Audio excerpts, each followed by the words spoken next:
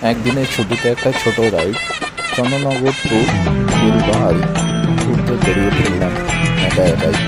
কিন্তু আমার সঙ্গে প্রচুর মানুষের দেখাশোনা, মানুষের সঙ্গে দেখাশোনা করে নিজে সব কিছু বুঝে সারা রাস্তা আস্তে আস্তে 2-3 জনকার সঙ্গে বন্ধুত্ব হলো।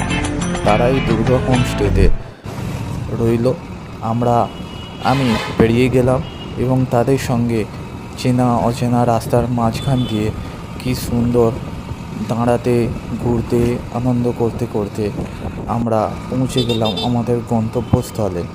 তার মাঝে কিছু ছবি এবং কিছু ভিডিও আপনাদের সঙ্গে শেয়ার করলাম।